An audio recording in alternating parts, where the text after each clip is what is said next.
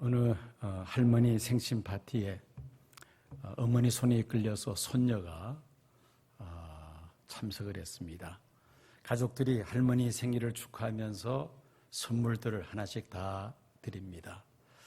이 손녀가 자기는 준비한 것이 없는데 뭔가 할머니에게 드리긴 드려야 되겠고, 가슴에 꼭 품고 있던 예쁜 곰돌이 인형, 밤에 잠을 잘 때 끼안고 자는, 그리고 늘 다닐 때마다 그 인형을 늘 갖고 다니는 이 손녀가 그 곰돌이 인형을 할머니에게 선물로 드립니다. 때가 묻은 그 곰돌이 인형이 할머니에게 무슨 필요가 있겠습니까마는 중요한 것은 그 아이의 마음이죠. 자기가 가장 아끼고 소중히 여기는 것을 할머니에게 선물로 드린다는 것 참 귀한 마음이죠.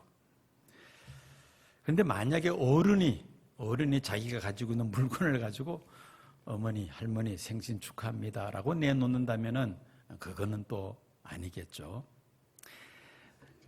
진정한 효도는 부모님이 무엇을 원하시는가를 생각하고 거기에 맞춰서 이렇게 준비해서 그것을 해드리는 것이죠. 즉 부모의 입장에 서서 해드리는 것, 이것이 이제 진정한 효도라고 말할 수가 있습니다.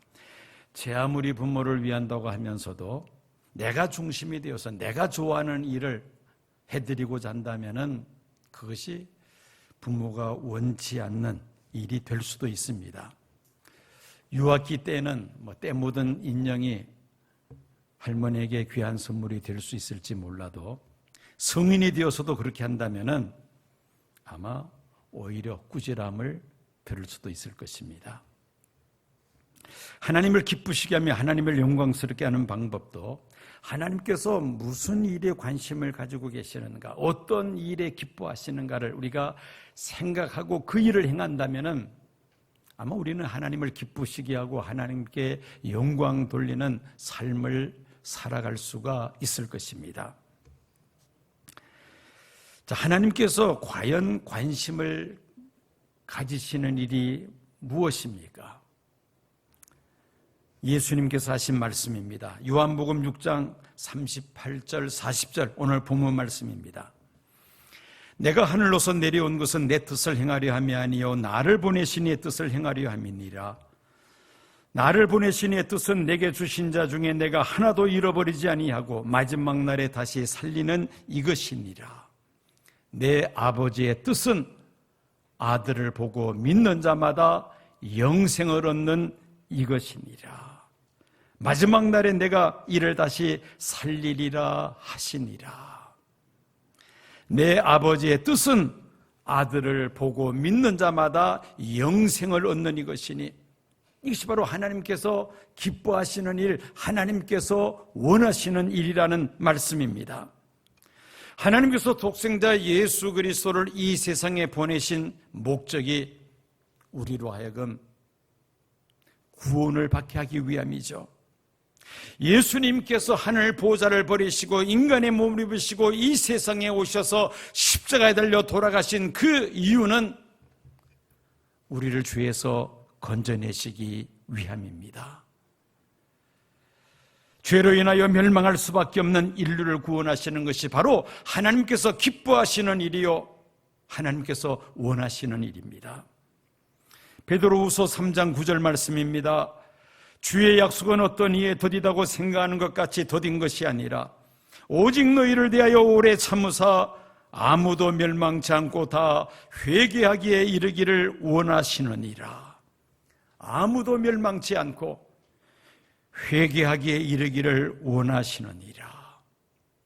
하나님은 이 지구촌에 있는 모든 사람들이 다 회개하고 예수 믿고 영생 얻기를 원하신다는 말씀입니다. 그래서 땅끝까지 복음이 전파된 후에야, 즉 세상 모든 사람들이 복음을 들을 수 있는 기회를 주신 후에 비로소 예수님께서 재림하셔서 이 세상을 심판하시고 하나님 나라를 완성하실 것을 성경은 약속하고 있습니다. 부활하신 예수님께서도 승천하시기 전에 제자들에게 마지막으로 당부하신 말씀이 바로 복음을 땅끝까지 전하여 죽어가는 수많은 심령들을 구원하라는 말씀이었습니다. 마태복음 28장 19절 20절 말씀입니다. 그러므로 너희는 가서 모든 족속으로 제자를 삼아 아버지와 아들과 성령의 이름으로 세례를 주고 내가 분부한 모든 것을 가르쳐 지키게 하라. 볼지어다 세상 끝날까지 너희와 항상 함께 있으리라 하시니라. 모든 족속으로 제자를 삼으라고 예수님께서 말씀하셨습니다. 사도행전 1장 8절에는 오직 성령이 너희에게 임하시면 너희가 권능을 받고 예루살렘과 온 유대와 사마리아와 땅끝까지 이르러 내 증인이 되리라. 이 말씀을 하시고 예수님은 승천하셨습니다. 예수님의 관심사 역시 온 인류가 회개하고 예수 믿어 구원받는 것입니다. 무엇이 하나님께서 원하시는 것인가? 하나님께서 가장 기뻐하시는 일은 예수 믿지 않는 사람들이 회개하고 예수 믿고 하나님 앞에 돌아서며 구원받는 것, 이것이 하나님께서 가장 기뻐하시는 일이라는 말씀이죠. 이 하나님께서 기뻐하시는 일을 우리가 이루어 드린다면 하나님을 영광스럽게 하며 하나님을 기쁘시게 할 줄로 믿습니다. 그렇게 믿으시면 아멘 하시기 바랍니다. 아멘. 하나님께 영광을 돌리기 위한 5가지 과제를 지난 한 달 동안 매주 설교를 했습니다. 제일 먼저 무엇을 통하여 영광을 돌린다 했습니까? 예배를 통하여.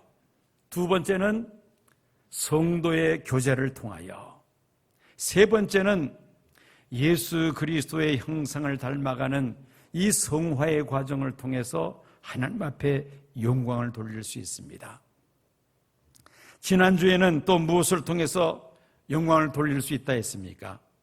하나님과 이웃을 섬김으로 하나님 앞에 영광을 돌릴 수 있음을 설교를 했습니다. 오늘 마지막으로 우리는 전도를 통하여 하나님 앞에 영광을 돌릴 수 있음을 살펴보고자 합니다.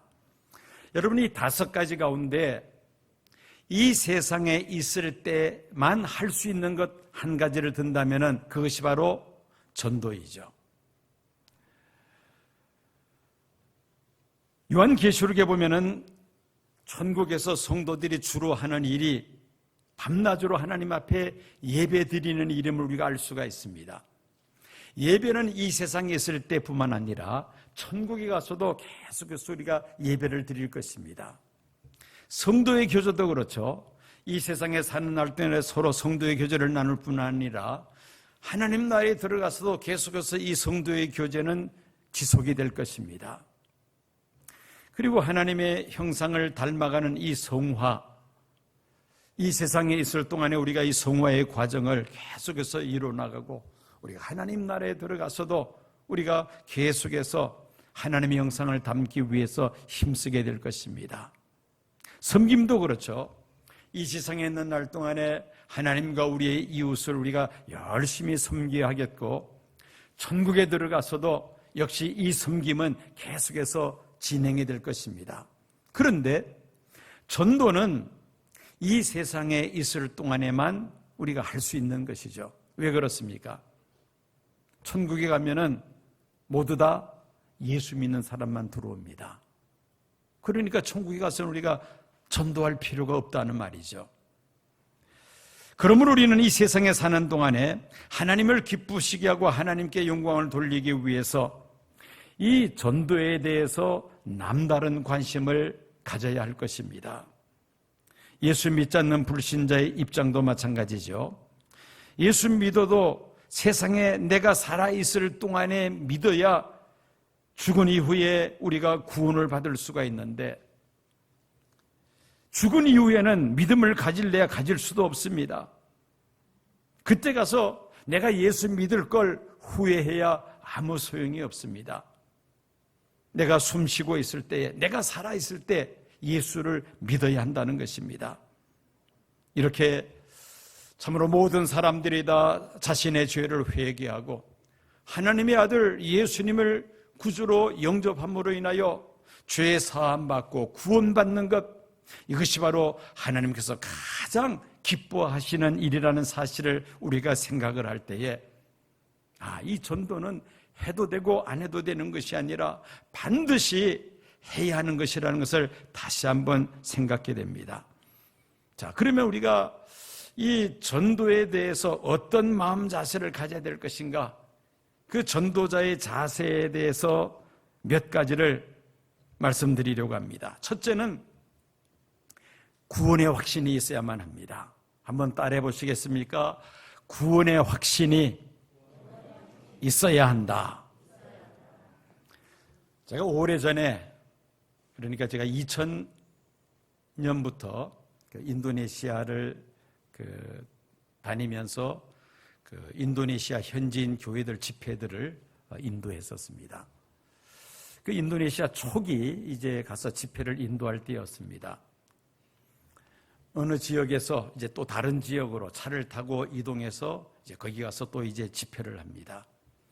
장거리 차를 타고 그 도시로 들어갔는데 운전하시는 분도 그렇고 또 안내하시는 분도 그렇고 그 교회 위치를 정확히 알지를 못하는 겁니다. 그래서 차를 길 옆에 세워놓고 지나가는 사람에게 번지수를 이야기하면서 이런 교회가 어디 있는지 아느냐고 물어보니까 뭐라 자기들끼리 이야기를 하더라고요. 그리고는 다시 이제 운전기사도 그렇고 안내하는 사람도 차를 타고 갔는데 찾아간다고 갔는데 교회가 보이지 않는 겁니다. 어떻게 합니까? 또 차에서 내려서 지나가는 사람에게 또 묻더라고요. 그러니까 또 그 사람도 손가락질하면서 이렇게 가라고 하더라고요. 그래서 다시 이제 또 그쪽으로 갔습니다. 근데 거기 갔는데도 또 그 교회가 보이지 않는 겁니다. 이러기를 여러 차례 그렇게 왔다 갔다 하다가 나중에 겨우 예배당을 찾고 그날 그저 예배 시간 가까스로 도착해서 바로 집회를 인도했던 적이 있었습니다. 제가 그 안내하는 분한테 물었어요.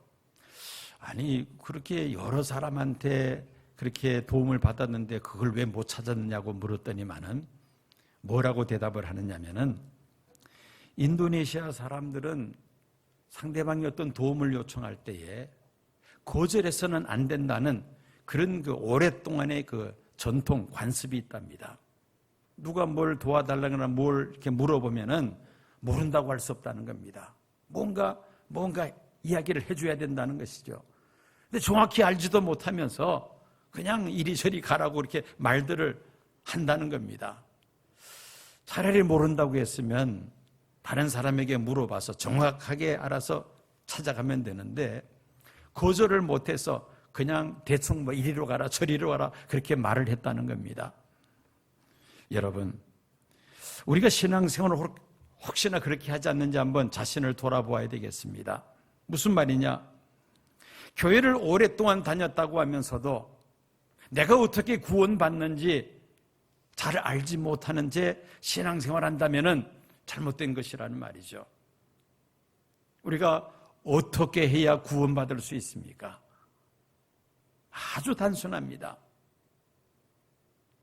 우리의 죄를 하나님 앞에 회개하고 예수님을, 하나님의 아들 예수님을 나의 구주로 영접하면 하나님은 예수님 십자가 피로 우리 죄를 다 용서하시고 우리를 하나님의 자녀로 삼아주시고 우리를 구원하시는 줄로 믿습니다. 이 믿음을 가지고 우리가 신앙생활을 해야겠다는 것입니다. 알 뿐만 아니라 이것을 확신해야만 합니다. 알기는 아는데 확신이 서지 않는다면 하나님 앞에 확신을 달라고 기도하시기 바랍니다. 기도하시면 성령께서 우리 마음을 감동해 주셔서 확신을 갖게 해주십니다. 사도행전 4장 12절 말씀입니다. 다른 이로서는 구원을 얻을 수 없나니 천하인간의 구원을 얻을 만한 다른 이름을 우리에게 주신 일이 없음이니라. 예수의 이름 이외에 다른 이름으로 다른 신의 이름으로 다른 방법으로는 구원받을 수 없음을 성경은 분명히 우리에게 선언하고 있습니다. 죄로 인하여 죽을 수밖에 없으나 예수님의 십자가의 피로 우리가 죄의 사함을 받아 하나님의 자녀가 되고 영생을 얻게 된다는 이 구원의 도를 우리가 확신할 때에 우리는 믿음의 길을 바로 걸어갈 수가 있으며, 이 진리를 알지 못하여 영원히 멸망할 수밖에 없는 많은 불신 영혼들을 하나님 앞으로 인도하게 될 줄로 믿습니다. 그래서 첫 번째는 무엇이 있어야 한다고요? 구원의 확신이 있어야만 합니다. 두 번째로 전도하기 위해서는 이웃에 대한 사랑과 관심이 있어야 합니다. 한번 따라해 보시겠습니까? 이웃에 대한 관심과 사랑이 있어야 한다. 여러분, 우리 나라 법에 죄 가운데 살인방조죄라는 게 있습니다. 살인방조죄. 사람이 죽는 현장에서 아무런 일도 하지 않고 그냥 방관만 하면은 그게 죄가 된다는 것입니다. 사람이 죽어가는데 뭔가 내가 할 수 있는 일을 해서 사람을 살리는 것이 가장 우선적인 일이라는 것이죠. 그런데 아무 행동도 하지 않고 할 수 있음에도 불구하고 하지 않고 방관만 한다면은 그것은 살인방조죄에 해당이 됩니다. 자, 여러분, 병을 고칠 수 있는 치료약을 내가 지금 가지고 있는데 그 약이 없어서 죽어가는 사람이 있다 할 때에 내가 그 약을 갖다 주면 그 사람을 살릴 수 있는데 주지 않음으로 해서 이 사람이 죽었다고 가정해 봅시다. 그게 살인 방조죄와 같은 것이죠. 회개하고 예수면 죄 사함받아 구원받을 수가 있는데, 그런데 예수를 믿지 아니함으로 분명히 멸망할 수밖에 없는 그런 불신 영혼들이 곁에 있음에도 불구하고 그들에게 무관심하고 그들에게 복음을 전하지 못하여 믿지 못하여 멸망받고 죽었다 합시다. 그 사람이 구원받지 못한 그 죄를 우리에게 물으신다는 겁니다. 그것은 살인방조죄나 다름이 없다는 것이죠. 엘리 위즈라는 사람이 이런 말을 했습니다. 사랑의 반대는 증오가 아니라 무관심입니다. 교육의 반대는 무지가 아니라 무관심입니다. 아름다움의 반대는 초함이 아니라 무관심입니다. 삶의 반대는 죽음이 아니라 삶과 죽음 모두에 대한 무관심입니다. 이 무관심이 가장 추한 것이고 또 이 무관심이 모두에게 많은 피해를 가져다 준다는 것이죠. 지금은 돌아가셨습니다마는 그 가나안 농군학교를 창설한 고 김용기 장로님이라는 분이 계셨습니다. 지금도 그 농군학교는 그 아들을 통해서 계속 운영이 되고 있습니다. 한 번은 닭을 500마리 그리고 앙고라 토끼 200마리를 그 농군학교 안에 그런 축사를 만들어서 길렀습니다. 그 장로님 가족들과 또 그 농군학교에 입소하는 훈련생들 그 닭과 그리고 그 토끼를 사육하는 일에 도왔습니다. 어느 겨울날 아주 날씨가 추운 날 축사에 연탄 난로에 불을 피웠습니다. 그런데 그만 과일이 되어서 화재가 발생했습니다. 축사에 불이 나서 가축들이 불에 타는데 이 모피용 앙고라 토끼의 털에 불이 붙으니까 얼마나 불이 잘 확산되겠습니까? 이 토끼는 자기 몸에 불이 붙으니까 뜨거워서 그 축산을 그저 막 이리저리 뛰어다닙니다. 그러다 보니까 그 축사에 있는 토끼들과 닭들이 전부 다 이제 불이 붙은 것입니다. 밤에 잠을 자다가 그 장모님 가족들과 또 농군학교에 입소한 훈련생들이 전부 다 내복을 입은 채 뛰쳐나왔습니다. 삽시간에 축사가 불바다가 되고 말았습니다. 어떻게 손쓸 겨를이 없게 되었습니다. 그때 이 김용기 장로님이 훈련생들에게 이런 말을 합니다. 여러분 조용히 앉아서 저 광경을 바라보면서 우리가 산교육을 받읍시다. 불구덩이 속에서 살려고 몸부림치는 이 닭들과 토끼들의 모습을 보면서 세상에 있는 수많은 사람들, 자신의 죄를 깨닫지 못하고 온갖 욕심에 사로잡혀서 살아가는 그런 사람들이 갑작스럽게 저렇게 죽음을 당한다면은 저렇게 지옥에서 고통을 당하겠지라는 그런 생각들을 하면서 너무나 안타까웠습니다. 한참 후에 불은 꺼지고 그 가축들은 다 새까맣게 잿더미가 되고 말았습니다. 이 장로님이 훈련생들을 데리고 예배실로 들어갑니다. 누가 먼저라 할 것도 없이 한 사람 한 사람씩 울면서 하나님 앞에 기도하기를 시작합니다. 그런데 그 훈련생 가운데 조폭 두목이 있었습니다. 자기 손으로 길러낸 깡패만 약 1000명 가까이 된다는 그런 그 두목이었습니다. 불구덩이 속에서 고통당하는 짐승의 모습을 보면서 내가 회개하지 않고 있다가는 나도 언젠가 저렇게 지옥불 속에서 고통을 당할 것이다. 그런 생각을 하니까 정신이 번쩍 듭니다. 그날 밤에 철저하게 회개하고 그리고 신학교에 입학을 해서 목사가 되었다는 유명한 실화가 있습니다. 왜 우리가 불신자들에게 복음을 전하지 않습니까? 이기주의와 그리고 무관심 때문입니다. 예수 믿지 않는 이웃이 지옥에 가든 천국에 가든 관심이 없다는 것이죠. 상관하지 않겠다는 것입니다. 하나님은 이 문제에 대해서 책임을 물으시겠다고 우리에게 말씀하십니다. 그 말씀이 에스겔서 3장 17절에서 19절까지의 말씀입니다. 인자야, 내가 너를 이스라엘 족속의 파수꾼으로 세웠으니 너는 내 입의 말을 듣고 나를 대신하여 그들을 깨우치라.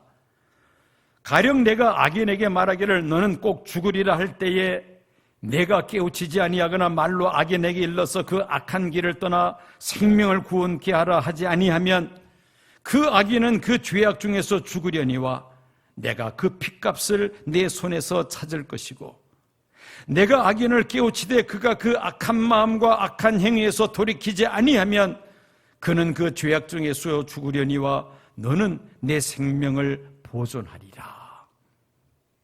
하나님께서 분명히 심판하시겠다고 에스겔에게 말씀하셨는데 에스겔이 그 말씀을 이스라엘 백성들에게 전하지 아니함으로 인하여 이스라엘이 회개하지 않고 그들이 멸망당하게 되면은 그 핏값을 에스겔에게 물으시겠다는 겁니다.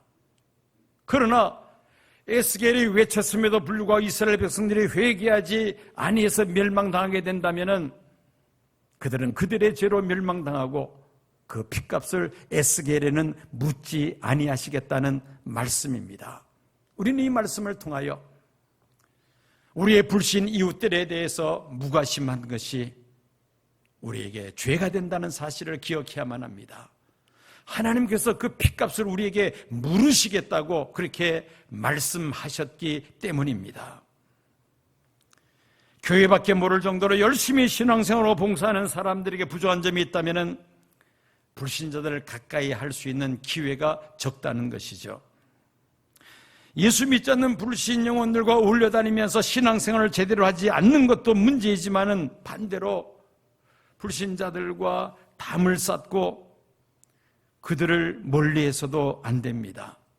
그렇게 하면은 그 영혼을 하나님께로 인도할 수 있는 기회를 잃어버리게 때문인 것이죠. 우리는 그들을 하나님 앞으로 인도하기 위하여 많은 사랑과 관심을 가져야 할 것입니다. 듣든지 아니 듣든지 그들에게 예수 그리스도의 복음을 전해야만 합니다. 나 중심적인 삶에서 우리는 다른 사람 중심적인 삶으로 우리의 중심축이 이동될 때에 그때 비로소 우리가 전도에 뜨거운 열정을 가질 수가 있습니다.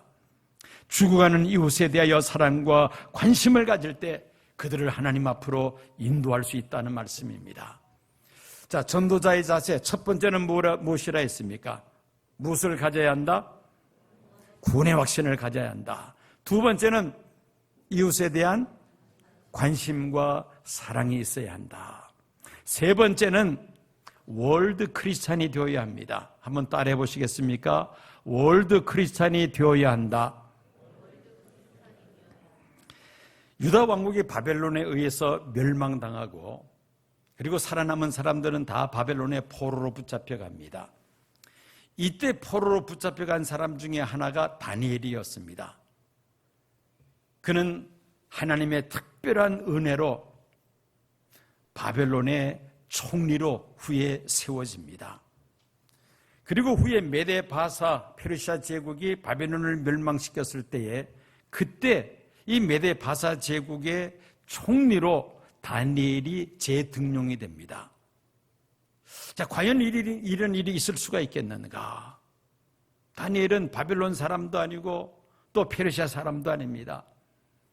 팔레스틴에 있는 작은 나라 유다 왕국의 왕국 출신의 포로로 붙잡혀온 사람이었습니다. 그런 그가 양대 제국의 총리가 될 수 있었던 것은 그의 믿음 때문이었습니다. 다니엘의 믿음은 어떤 믿음입니까? 인간 나라를 다스리시는 지극히 높으신 하나님, 세상 열방을 다스리시는 전능하신 하나님을 다니엘은 믿었던 것입니다. 그 믿음이 있었기 때문에 그는 양대 제국의 총리가 될 수가 있었고, 그리고 그 열방을 향하여 이스라엘의 하나님 여호와가 지극히 높으신 하나님이요 참신이심을 만방에 그는 증거하였던 것입니다. 다니엘은 세상 역사를 주관하시는 하나님께서 말씀과 환상으로 계시하신 인류의 미래를 자세하게 다니엘서에 기록을 했습니다. 그 말씀 가운데 12장 4절을 보면은 세상 종말에 나타날 현상을 아주 짧게 이렇게 기록을 했습니다. 많은 사람이 빨리 왕래하며 지식이 더하리라. 많은 사람들이 빨리 왕래하며 지식이 더하리라. 지금 우리가 살고 있는 이 시대가 오래전에 다니엘이 예언했던 바로 그 시대입니다. 그런지 안 그런지 제가 여러분들에게 한번 설명을 하겠습니다.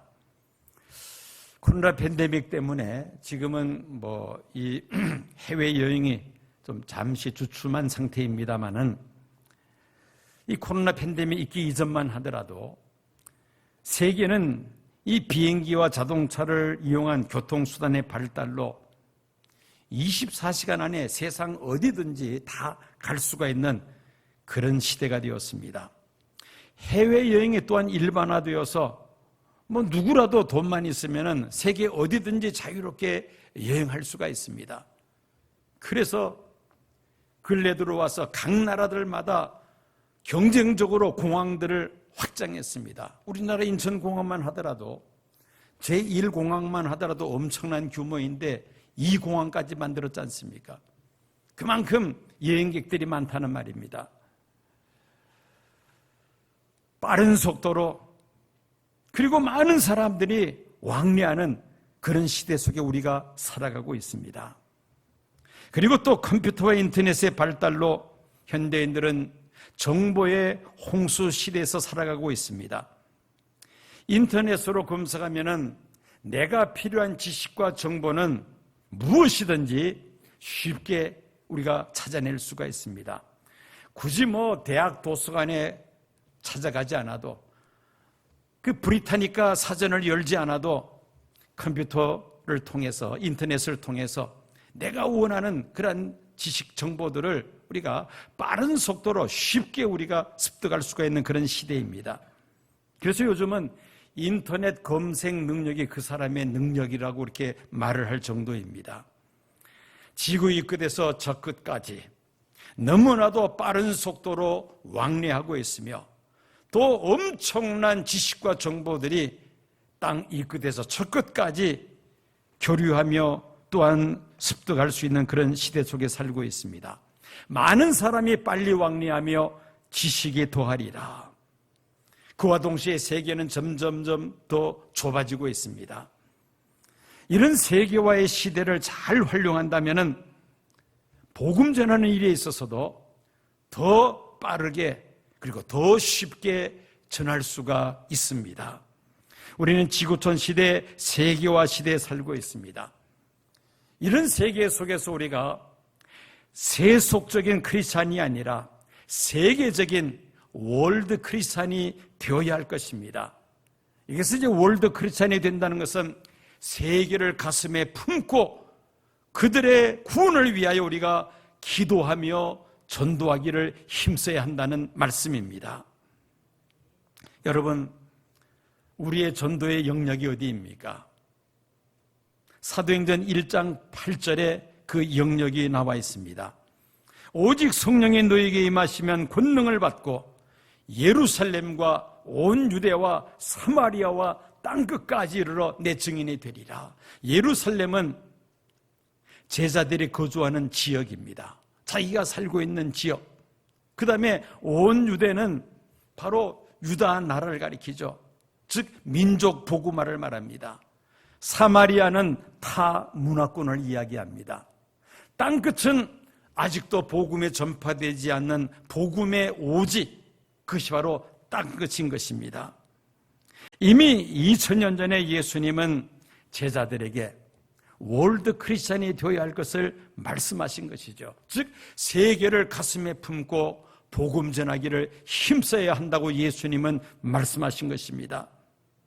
그래서 지금도 세계의 땅끝 오지에 예수 그리스도의 복음을 전파하기 위하여 수고하는 선교사들이 많이 있습니다.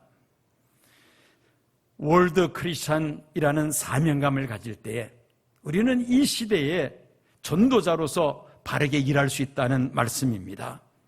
이제 마지막 네 번째로 전도자의 자세로 성령의 충만함을 받아야 합니다. 성령의 능력을 받아야 합니다. 자, 네 가지를 말씀드렸는데 다시 한번 되풀이합니다.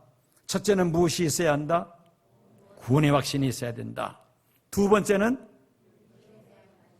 이웃에 대한 관심과 사랑이 있어야 된다. 세 번째는 월드 크리스찬이 되어야 한다. 그리고 마지막 네 번째는 성령의 충만함, 성령의 능력을 받아야 합니다.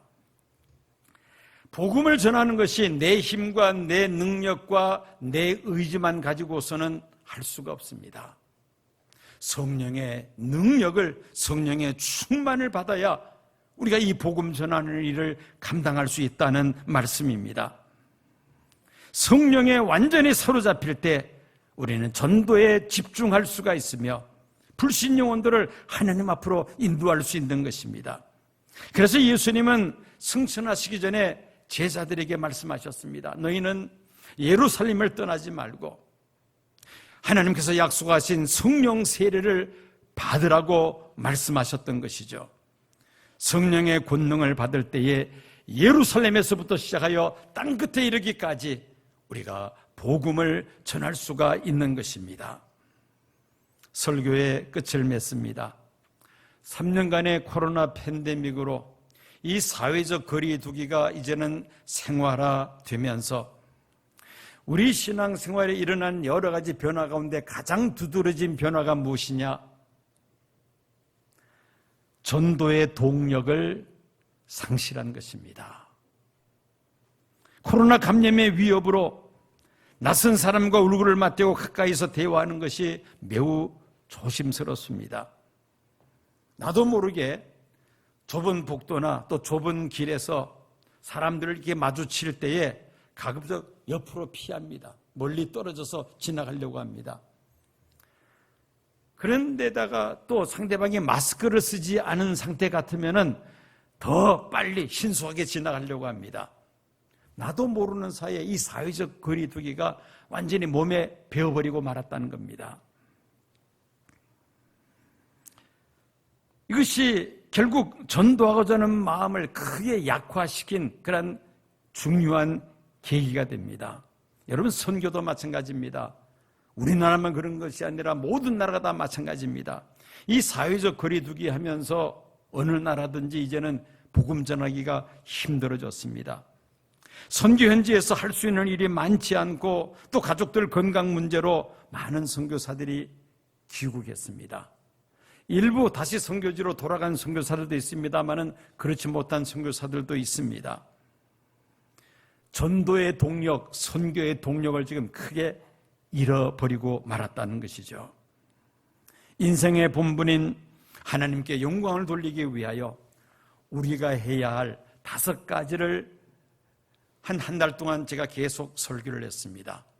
오늘 마지막으로 우리가 세상 사는 날 동안 세상에서만 할 수 있는 5번째 전도에 대해서 여러분들에게 설교를 했습니다. 성령의 능력을 힘입어서 가장 가까운 내 가족으로부터 시작하여 땅끝에 이르기까지 예수를 알지 못하는 사람들에게 예수 그리스도의 복음을 전하여 함께 죄 사함 받고 함께 구원받고 함께 하나님 나라를 유업으로 얻게 되는 하나님의 놀라운 구원의 역사가 우리 성도님들을 통하여 풍성히 나타나시기를 주의 이름으로 축원합니다.